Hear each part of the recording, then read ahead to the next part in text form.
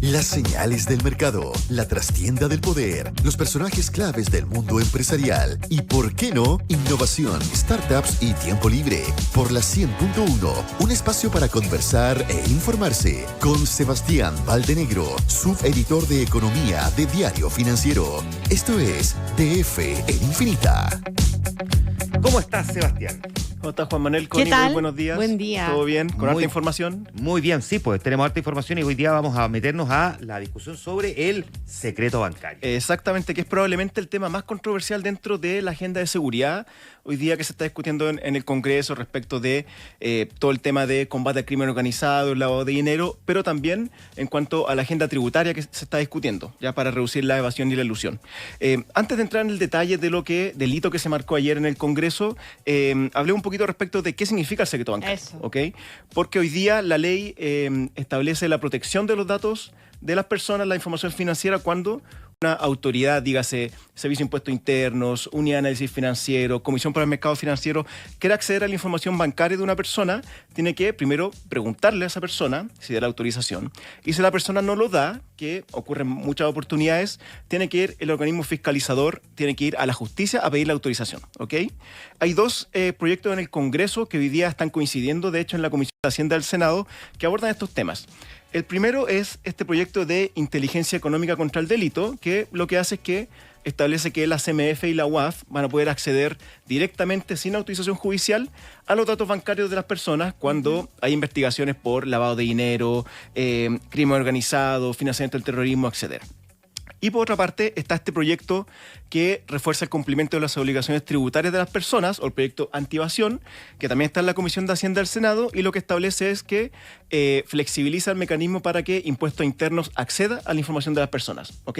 Esos dos proyectos están avanzando en el Congreso y van a toparse, de cierta manera, en la Comisión de Hacienda del Senado en los próximos días. Ahora vamos al detalle, cerrado ese paréntesis. ¿Qué ocurrió ayer lunes? Se marcó un hito bien importante porque el gobierno ingresó el primer paquete de indicaciones a este proyecto de cumplimiento tributario, luego de este acuerdo que estuvimos conversando hace un par de semanas, que llegó el ministro Mario Marcel con los senadores de la Comisión de Hacienda para destrabar este proyecto. Firmaron un protocolo, dijeron, estos temas tenemos acuerdo, en estos temas vamos a tener una comisión de expertos que va a trabajar en afinar algunos detalles, y dentro de ese marco se ingresaron las indicaciones ayer con foco en dos temas particulares: el secreto bancario, que lo vamos a abordar bien en detalle, y la figura del denunciante anónimo, que también tiene como fin facilitar las investigaciones tributarias que hace el Servicio de Impuestos Internos. En cuanto al secreto bancario, se hacen cambios bien relevantes tanto de forma como de fondo respecto de lo que había propuesto el gobierno a principios de este año en la Cámara de Diputados. Por ejemplo, el secreto bancario se propone como regla general que cuando una persona se opone a que un organismo fiscalizador, Impuestos Internos, acceda a la información bancaria, el servicio tiene que ir a tribunales. ¿Ya? Se establece que esa es la regla general en este sentido. Y también se ponen plazos específicos de respuesta. Esto es un cambio súper relevante porque hoy día, en la práctica, cuando el servicio va a tribunales, de hecho, esa es una de las razones por las cuales el servicio va tampoco a la justicia a pedir la autorización. El procedimiento es muy engorroso, se demora mucho tiempo. Por ejemplo, hace un par de semanas estuvimos aquí conversando de los casos emblemáticos que los tribunales han dado el acceso a la información bancaria. El caso del obispo evangélico Eduardo Durán, ¿se acuerdan de ese caso que estuvo investigado? Sí. Se demoró cerca de un año la autorización. En su momento a Uber, también Impuestos Internos quiso acceder a la contabilidad de Uber para ver cómo están tributando los socios, los conductores, también se demoró mucho tiempo. Así que lo que hace el Ministerio de Hacienda es que pone plazos específicos para que se cumplan el levantamiento en caso de que el tribunal dé la autorización, se cumpla y se entregue la información. ¿Okay? ¿Y eso salva de alguna manera los reparos que tenía la oposición respecto de esto? Sí, eso es bien importante señalarlo porque este paquete de indicaciones entra con acuerdo de los senadores, de sus asesores técnicos y del Ministerio de Hacienda. ¿Ya? Esto es un primer set de indicaciones de estos dos temas y después al final de la conversación podemos tocar donde hay temas pendientes, porque hay muchos temas pendientes todavía. Esto es con acuerdo. Así que vamos al detalle. Lo que hace aquí el Ministerio de Hacienda en las indicaciones es que se ponen tres escenarios. El primer escenario es que la persona accede al alzamiento del secreto bancario, que ocurre poco, pero ocurre. El segundo escenario es que la persona rechaza y el servicio tiene que ir a tribunales, que ocurre harto hoy día. Y el tercer escenario es que hay casos más graves de fiscalización en que el servicio va a ir a tribunales, pero no va a notificar al contribuyente. ¿Ok? Vamos por partes. ¿Qué pasa cuando la persona da la autorización? El servicio, el banco, que tiene la información financiera, tiene 20 días de plazo para entregárselo al servicio de impuesto interno. ¿Ok? Ya. Hay una citación a la persona tiene 10 días para responder a la citación del servicio, que evidentemente funda por qué pide la información bancaria, cuál es el propósito, y si la persona dice, ok, le paso la información, el banco tiene 20 días para pasársela al servicio. ¿Ok? ¿Qué pasa entonces cuando la persona se opone y el servicio tiene que ir a la justicia y la justicia falla a favor del servicio? En ese caso, el banco tiene 10 días para entregar la información. ¿Ya? Se empieza a acotar el plazo de entrega de los datos.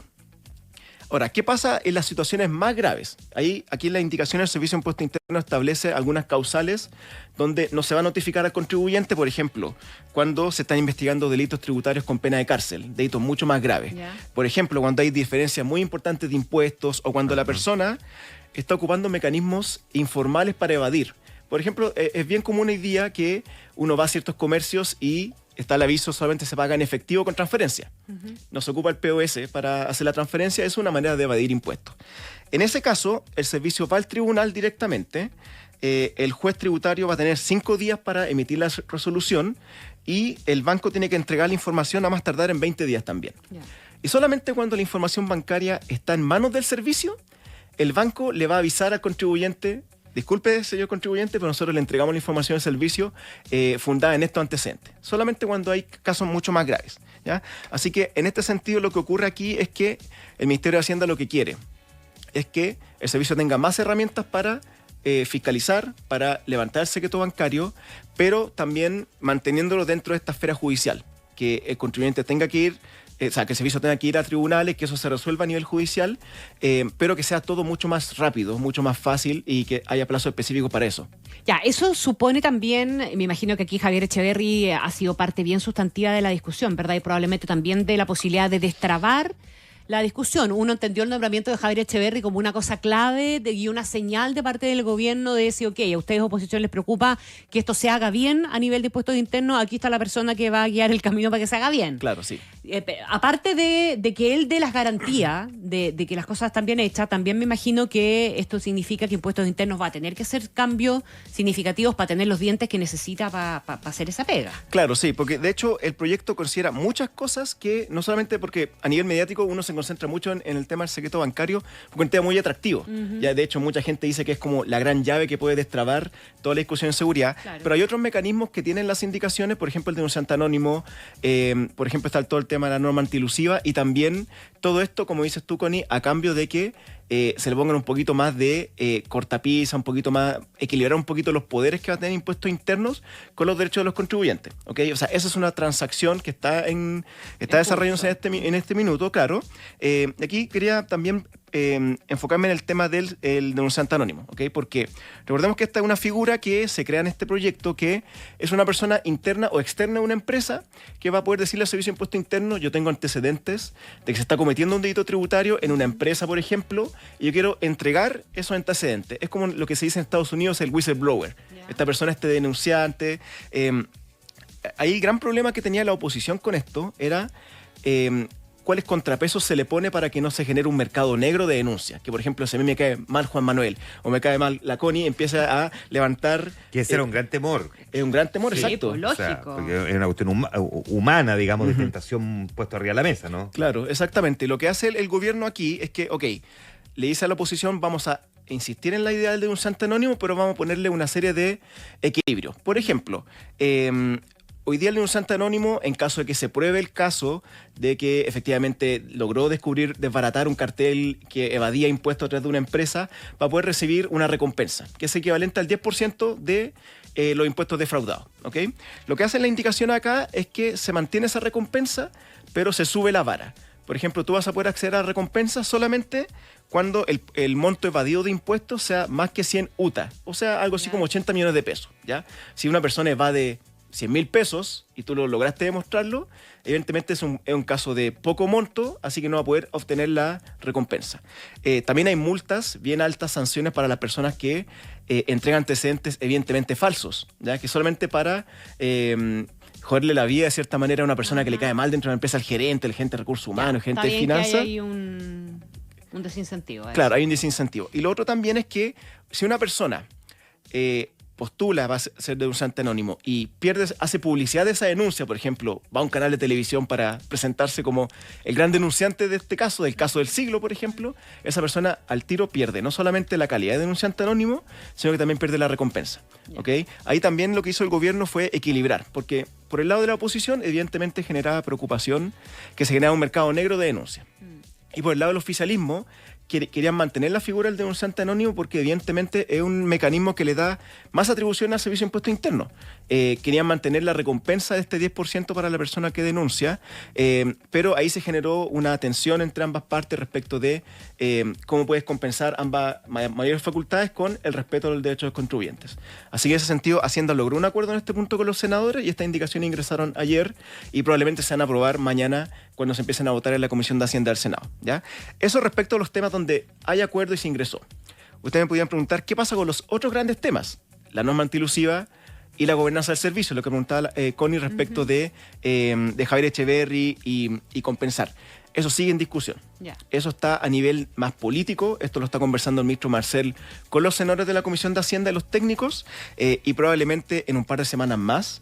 Recordemos que la próxima semana es distrital en el Congreso, al menos en el Senado, así que eso implica que se van a tomar esta semana y la próxima para afinar esos detalles y después van a ingresar otro paquete de indicaciones respecto a ese tema, pero lo que me decían ayer en el reporteo respecto de tanto la norma antilusiva como la gobernanza, ponerle un consejo externo al Servicio de Impuesto Interno encima, esos temas están muy abiertos. No hay un consenso realmente detrás de ese tema, ¿sí? O sea, no, termina la idea para preguntarte por lo que queda... Sí, porque el tema ahí es que si tú le das más herramientas por el lado de secreto bancario al servicio, si le das más herramientas por el lado de denunciante anónimo, de alguna manera tienes que ponerle algún tipo de contrapeso o equilibrio para compensar esas mayores herramientas, esos mayores dientes que decías tú que tiene el servicio. Así que en ese debate están todavía, faltan un par de semanas, faltan temas por afinar ahí, pero el hecho que haya ingresado estas primeras indicaciones en temas bien complicados como el secreto bancario y el denunciante anónimo es una señal política bien importante también. Bueno, buen avance. Buen avance y buen punto en caso de todo resultar bien para el ministro Mario Marcel. Ahora, ¿cómo ves los tiempos tú en términos legislativos? Y de legislativo me refiero también desde el punto de vista de la posición política que asuman también quienes han participado de este debate. O sea, lo que me decían es que probablemente varias de las indicaciones que se ingresaron ayer mañana se aprueben en la comisión. El problema es que entre medio está la semana distrital y el tema de norma antilusiva y gobernanza del Servicio de Impuesto Interno se va a tomar mucho tiempo en discutirse y en afinarse. Así que eso eventualmente puede atrasar todo el trámite de este proyecto que, recordemos, el gobierno quiere que se apruebe en ambas cámaras antes de que ingrese el presupuesto, antes del 30 de septiembre. Ahora, como en todo orden de cosas, cuando hay un acuerdo en el Senado, en la Cámara de Diputados se ve con distancia. Claro. Porque ahí la Cámara de Diputados es mucho más desordenada, son mucho más parlamentarios y los acuerdos tienden a no respetarse ahí. Y la fragmentación es mayor y todas esas cosas. Exactamente, los incentivos para el discolaje, es cosa de lo que estamos viendo hoy día, por ejemplo, con el tema de los retiros de fondos.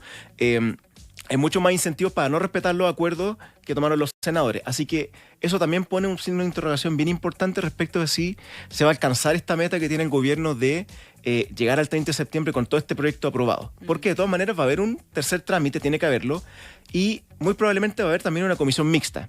Así que la posibilidad de que todo esto llegue al 30 de septiembre yo creo que está bien difícil. Pero ministro Marcel, el gobierno también ha dado sorpresas, así que yo creo que está por verse realmente si llegamos a esa meta o no, pero está complicado. Pero esto es una muy, muy buena primera señal al menos. Sí, sin duda. Sí. Muy bien, pues Sebastián Valdenegro, gracias por estar esta mañana con nosotros. Gracias, Muchas gracias a Sebastián. ustedes, gracias Buen por la día. invitación. Sebastián Valdenegro del DF, esta mañana aquí en Ahora es Cuando, las 8:03.